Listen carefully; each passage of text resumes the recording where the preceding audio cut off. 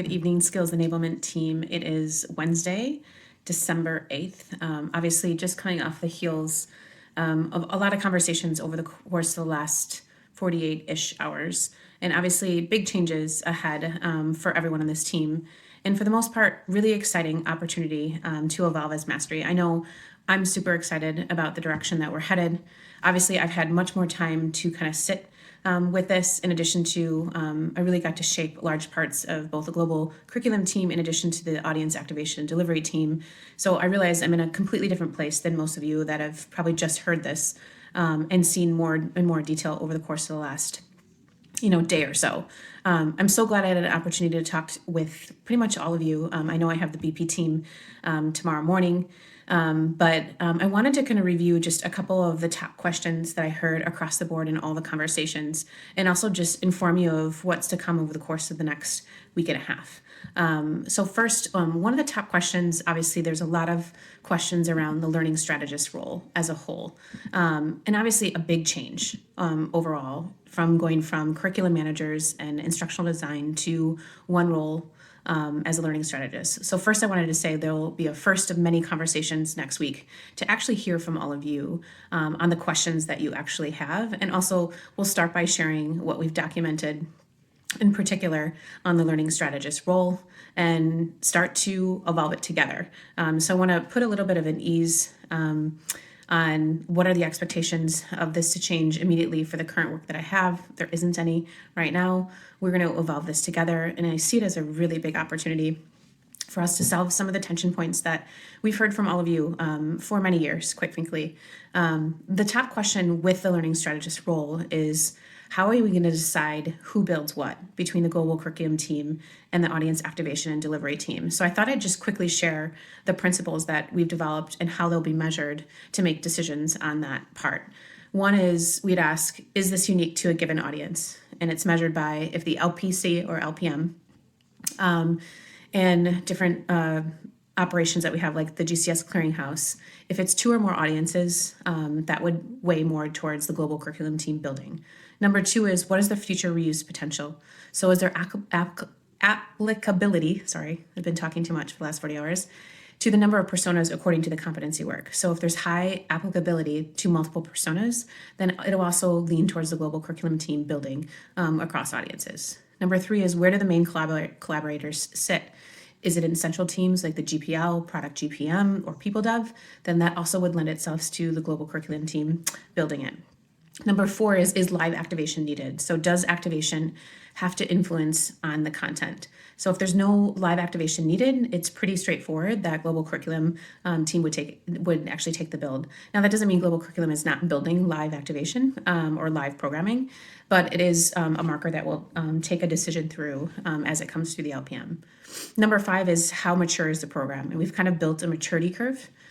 So if it's less than a version 2 or greater than a version 2 of an experience, then largely it makes sense for global curriculum to take on the continued iterations versus the audience team that may be taking something that is very specific for an audience and maybe very nascent. The last one that isn't an official criteria, but something that we'd want to take into account also is what seniority level is required to liaison with the key stakeholders.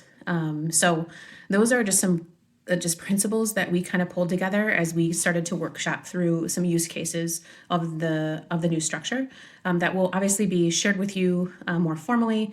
But I thought, since it's one of the top questions I got of who builds what, it might be helpful for all of you to hear that. The second question I probably most frequently got throughout the conversations is, why is GSS being ring-fenced for activation?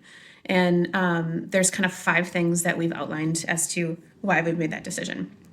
And they're the same principles that we'll use for kind of any new scope that comes into Mastery moving forward. So think if manager capability comes in, these are the same kind of principles we would review. So one, onboarding is cross-functional GBO, horizontal priority with very high visibility. Number two, it's the high complexity of the program, largely due because what it takes to activate it right now globally, but there's a high complexity due to the always-on nature in addition to the length of the program to activate around the world.